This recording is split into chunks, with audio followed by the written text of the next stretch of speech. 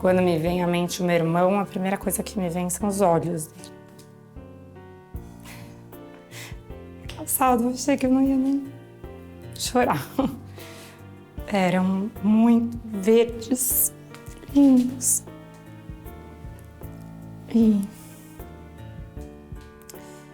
E eu acho que pensar sobre o passado não dá para pensar sem ele, porque ele era mais velho. E quando eu nasci ele já existia, então ele era parte do meu mundo do jeito que era. A gente cresceu muito unido. Sempre, a minha sensação é que ele sempre me ensinava, me mostrava o caminho das coisas, né? Então essa sensação, essa memória de infância é muito dele brilhando, né? Ele era muito vivo, muito criativo, uma infância muito... até acho que por isso que eu me emocionei de falar da infância dele, né? Muito cheia de brilho, até excessivo, e aí esse virar adulto, encarar a realidade, ficou muito difícil para ele. Mas eu acho que ele não queria se desencantar. Então teve uma certa decisão nisso, de essa luta pelo encantamento, né? Eu acho que ele não conseguia se ver dando conta de uma vida de trabalho, de deveres, e que fosse constituir família e tudo isso, sendo feliz.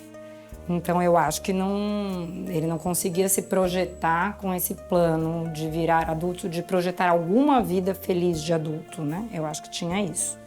E eu sei, assim, até tem essa sensação de que a gente que é privilegiado do ponto de vista econômico nesse país de miséria, parece que não existem problemas, né? E existem muitos, porque essa própria sensação de ser poupado traz um peso enorme de que tem que dar certo, de que é tudo sua responsabilidade, de que é você que tem que fazer acontecer, porque afinal você já tem tudo, né? E vira uma coisa, uma prisão, assim, né? Um destino que você tem que cumprir, de certa forma, né? Olha, a palavra suicídio sempre existiu na minha casa. Não pela boca dele, pela boca do meu pai. E, quer dizer, meu pai falava em suicídio porque a vida dele era muito pesada e por muito tempo foi muito pesada para ele próprio, né? Então, era sempre uma ideia de, olha, se a coisa estiver muito insuportável, existe a opção do suicídio, né? Então, não era um tabu, inclusive não é um tabu falar sobre suicídio até hoje mesmo, tendo tido um suicídio na nossa família. E eu tenho muito respeito pelo suicídio, na verdade. Porque eu acho que cada um aguenta um nível de dor. E eu acho que meu pai falava do nível dele. Claro que pode ter tido uma toxicidade com isso, né? Uma influência, não no sentido de faça isso, mas no sentido de que isso é uma alternativa, né? Ele há muito tempo vinha se fechando no apartamento, não querendo sair, não querendo ter contato com os outros. Mesmo reuniões familiares, ele já deixou de ir. Fazia mais de 10 anos antes dele morrer. Eu era com um custo muito grande, sempre com muita briga. E trabalho ele também tinha desistido. Ele foi desistindo dos amigos, ele foi desistindo... Que é aí que eu falo que teve uma escolha, porque as pessoas insistiam muito e era um desconforto muito grande para ele, porque vinha sempre com a sensação de que ele tinha mais contato com as não realizações dele. Então, o que os outros estavam fazendo vinha com uma comparação, né? Ah, meu amigo tá fazendo isso, tá namorando, teve filho, casou, tá trabalhando, não sei o quê. E eu tô dependente da minha mãe, morando em casa, não consigo realizar nada, não acabei nenhuma faculdade, comecei 3, mas não acabei nenhuma. Então, assim, eu acho que dava para ele uma noção do próprio fracasso, né? E ia sentindo como um fracasso. Então, era uma dor encontrar e aí era mais confortável não encontrar. Então, e ele era um amigo muito querido, um familiar muito querido, né? Por todos os primos, todos os tios, os avós, meus pais, enfim, pela irmã. Ele era muito amado, muito amado. Por isso que dói essa escolha dele, apesar de eu tentar respeitar. A minha mãe me ligou falando que ela estava no apartamento dele, porque fazia 2 dias, que ela estava achando esquisito, que ele tinha passado na casa dela, tinha sumido uma chave, daí ela ligava, ele não atendia e ela resolveu baixar lá. Aí, quando ela entrou, ele não falava com ela, ele só olhava para ela com uma sensação de transmitir pensamentos, né? Assim, como se ela estivesse entendendo tudo, como se ele nem precisasse falar com ela. E aí minha mãe me ligou e falou, Elisa, vem pra cá, porque teu irmão tá muito esquisito, alguma coisa tá acontecendo, eu preciso da tua ajuda. Aí eu fui na casa dele e realmente ele já estava totalmente em surto. Então eu acho que ele estava assim há uns 2 dias, entre não dormir, comer mal, e aí ele perdeu a noção da realidade mesmo, né? A gente começou até a entender o que ele estava passando, porque ele não falava, demorou muito tempo, né? E ele com uma cara muito plácida, assim, muito tranquila, né? Então não parecia que ele estava mal, sabe? Não foi uma coisa urgente, assim. Então parecia, tipo, vamos para casa da mamãe, a gente fica lá, a gente fica junto. Vamos ver se você fica melhor, parece que você está muito sozinho. E ele não resistia com nada, ele entrou no carro, ele foi. Aí a gente tentava dar comida, ele não comia. Vamos tomar um banho, ele não tomava. Mas assim, é esquisito dizer, porque ele estava presente, conectado, mas sem falar. Então a gente não estava entendendo muito. Só que ele não dormia, ele não dormia, ele não dormia. E eu acho que ele passou uns 3 dias sem dormir. No total. Mas claro que ao longo disso a gente já foi começando a ligar para psiquiatra, tentar pedir ajuda, ligando para as pessoas que sabem o que está acontecendo, né? E aí depois ele foi mudando o quadro ao longo disso tudo. Aí ele começou a falar muito, aí ele falava coisas totalmente disparatadas, ele estava num delírio de ser Jesus Cristo, a minha mãe chama Maria, então Nossa Senhora. Aí ele começou a misturar tudo, a falar um monte de delírios mesmo, assim. Ele desceu, ele saiu pra rua, ele saiu de camiseta e cueca no meio da rua. Ele fica lá falando com as plantas, agora ele tá, é surto mesmo, ele tá num surto, porque até então ele tava desse silêncio, que a gente ficou preocupado, a gente iria ver depois, mas não ficou pensando que era uma coisa assim drástica naquele momento. E aí, a partir nesse dia seguinte para frente, a gente passou correndo atrás dele, sem querer constrangê-lo, e chamando o psiquiatra, E liga para ambulância, e liga para não sei o quê. Tipo, precisamos de ajuda, ele tá realmente num surto, né? E ninguém vinha. Ninguém vinha. A gente esperou desde essa hora que a minha mãe começou, ela teve que ligar para uns 5 psiquiatras. Isso que a gente é psicanalista, tá? Um psiquiatra que era colega do meu pai, que conhecia meu irmão, que conhecia bem meu pai, veio até a nossa casa, isso já era 4, 5 da tarde. Aí que o meu irmão ficou muito louco, porque ele ficou muito bravo. E era uma das coisas que a gente não queria, porque essa sensação de estar em família e protegido, de alguma forma, ele estava mais ou menos confortável. Então, como a coisa foi se agravando, desde o momento em que ele estava em silêncio até o surto mesmo, de falas incoerentes e ações incoerentes e tudo isso, eu comecei a ficar com medo de chegar alguém para nos acudir e aí ele piorar o quadro. E aí eu ficava pensando, vai ter que vir com camisa de força, não sei o quê. Então, nessa hora, me passou pela cabeça, quando o psiquiatra chegou e ele ficou muito bravo, ele escorraçou o homem, e ele não tomou nenhum remédio, e etc., ele me deu a informação de que ia ser muito difícil sair daquilo, porque ele não ia aceitar ajuda. E aí a gente ficou meio sem saber o que fazer. Aí o psiquiatra falou, eu vou deixar esses remédios aqui, é um apaga-leão, vocês têm que dar um jeito dele beber isso. E chama a ambulância. Isso era umas 4:30 da tarde. E a gente não conseguiu fazer ele tomar nenhum remédio, nenhum gole d'água, nenhum gole de nada. Então, assim, a coisa não conseguia mudar o quadro, ele não conseguia sair dessa chave, né? não dormia, não desligava, não tomava uma medicação para fazer isso à força, enfim. Então, nessa hora que o psiquiatra veio, eu pensei, se chegarem paramédicos aqui para segurar ele, ele vai pular pela janela. Isso me ocorreu. E aí eu comecei a ter muito medo de chegar alguém também, porque aí eu comecei a ver que eu não sabia como tirar ele disso, mas se chegasse alguém podia ter algum risco. Mas de todo jeito não tinha muita outra coisa pra fazer, minha mãe chamou e tal. Bom, foi das 4h30 da tarde até nunca veio, né? Nunca chegou a ambulância, né? Porque eu acho que tem um preconceito e uma sensação de que as questões psiquiátricas não são sérias. De que a saúde mental não é um problema. Porque se eu falasse que ele estava tendo um ataque cardíaco, eu sei que teriam chegado em 30 minutos. Mas a gente falou que ele estava tendo um surto. E não chegou nenhuma ambulância no Itaim. Então, assim, não foi levado a sério. E foram muitos pedidos. E foram muitas ligações. E foram muitas horas. Agora, eu até não entro muito nessa de ficar pensando nisso, porque eu tenho medo de que se tivesse entrado e ele se jogado, eu ia achar que tinha sido isso. E do jeito que foi, eu sinto mais que foi uma escolha dele, né? Porque ele rejeitou o médico, rejeitou o remédio.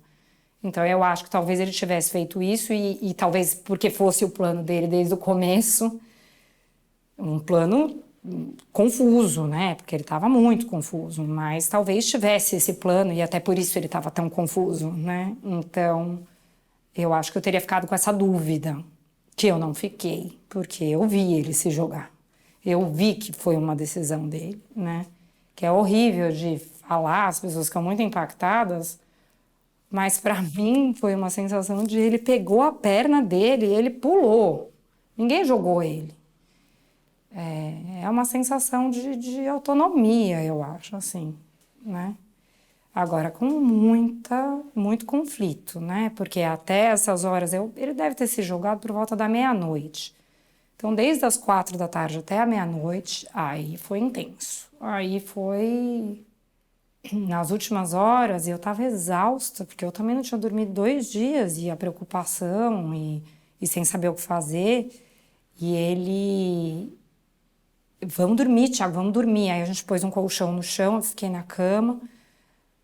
E ele não conseguia deitar, ele deitava, ele levantava, ele deitava, ele fazia os movimentos, ele falava rezas, não sei o que era. E aí eu comecei a cantar canções de ninar, para ver se ele dormia. E eu cantei horas seguidas. E ele se acalmava. Aí eu parava e pensava, ele dormiu. E ele começava a se mexer assim que eu parava. E eu recomecei, eu parava, e ele mexia. E foi assim, agonia total, assim, inquieto, sabe? E aí, uma coisa que eu vi ele fazendo, ele ficava assim, deitado na cama, puxando os próprios cabelos, assim, sabe? Parecia, não sei se massageando, puxando. Mas ele estava em muita agonia, coitado.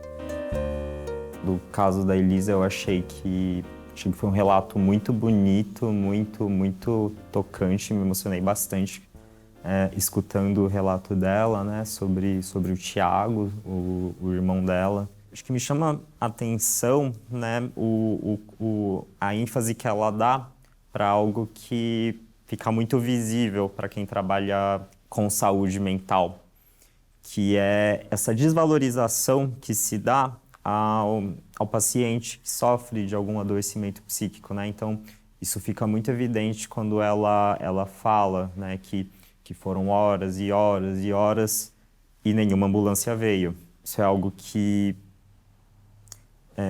me chamou a atenção, mas não me surpreendeu na medida em que eu mesmo já tive essas experiências na minha própria prática. O olhar que se coloca, né, na saúde mental dentro do sistema de saúde como um todo, eu acho que é muito simbólico na forma como a sociedade atualmente enxerga a saúde mental. Acho que vale enfatizar que tem se dado mais visibilidade para questões de saúde mental nos últimos anos. Então, o que é uma coisa boa, né? Apesar disso, ainda é dado pouco valor dado as proporções que as questões de saúde mental tomam hoje em dia. Depressão é uma das maiores causas de incapacitação no trabalho atualmente no Brasil e no mundo. Os gastos em saúde pública, mesmo com transtorno mental, são elevados, né? Eu estou apontando isso para mostrar a proporção que toma, né, a questão de saúde mental dentro da sociedade. Então, deve-se abordar a temática do suicídio porque ele existe, né? Evitar falar sobre suicídio não vai impedir com que as pessoas continuem tentando, né? Indo ao ato.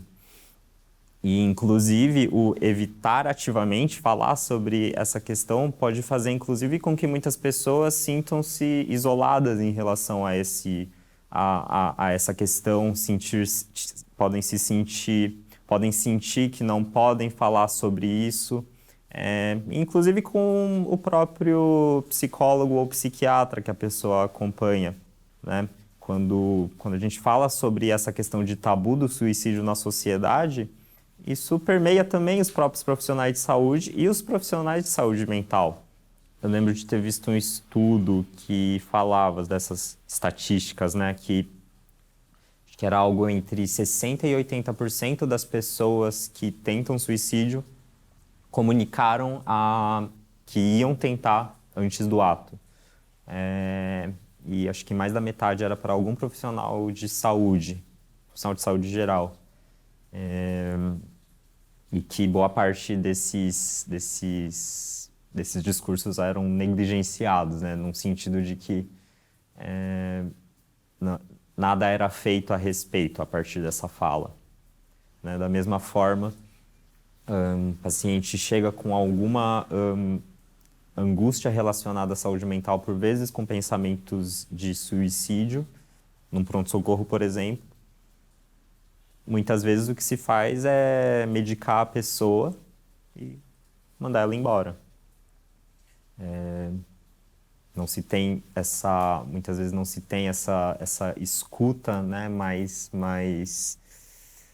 sensível sobre o que está acontecendo com essa pessoa. E ela precisava de alguém com quem poder dialogar a respeito dessas ideias, né? Ninguém tenta suicídio do nada. Geralmente tem aí todo um processo, né? Às vezes pode até ser um ato impulsivo, mas ele vem de algum lugar. E muitas vezes, né, essas etapas anteriores não são vistas.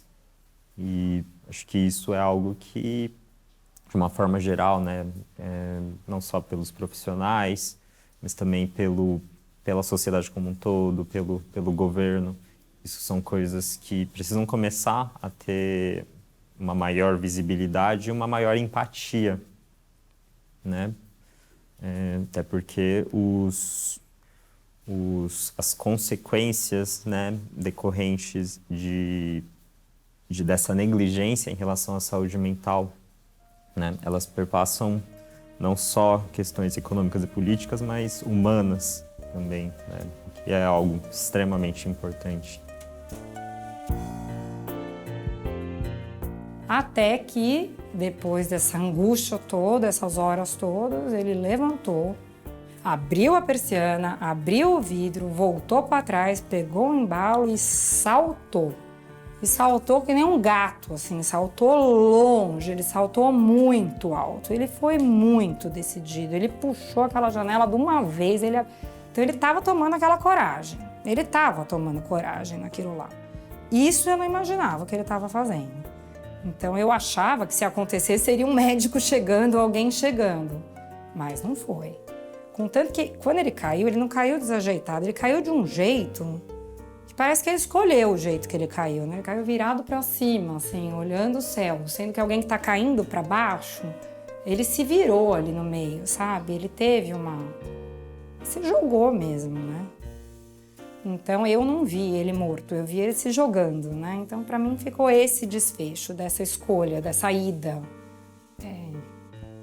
E não sei que momento ele pensou isso. E eu tenho até uma teoria impossível também de comprovar tudo isso, que a gente fica sempre nas elucubrações, mas de que ele se entorpeceu com a loucura para ter coragem de se jogar. Assim, ele foi se deixando enlouquecer. Eu tenho essa sensação, assim, de que ele precisava estar mais desconectado para ter coragem de fazer isso, sabe? Então, eu acho que não foi porque ele enlouqueceu que ele se jogou. Eu acho que ele se enlouqueceu para se jogar. Assim, a minha sensação é um pouco essa, mas eu não sei dizer. Mas perder um filho deve ser duro. Eu morro de dó dos meus pais. Até pelo senso de responsabilidade que eu imagino que eles têm. Mesmo que não entre numa culpabilização, porque eu acho que eles deram sempre o melhor que eles podiam. Tem uma responsabilidade aí, né? Tem.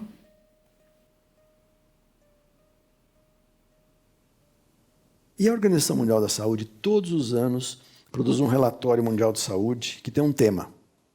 Pode ser poliomielite, pode ser violência doméstica. E em 2003, o relatório mundial de saúde foi sobre violência. E como é que é feito o relatório mundial de saúde? Cada departamento contribui suas informações, elas são compiladas e analisadas. E quando os dados de morte por violência foram postos juntos, surgiu uma surpresa geral para todos que estavam trabalhando no relatório. A maior parte das mortes por violência no mundo era por suicídio. Mais que todas as outras formas juntas.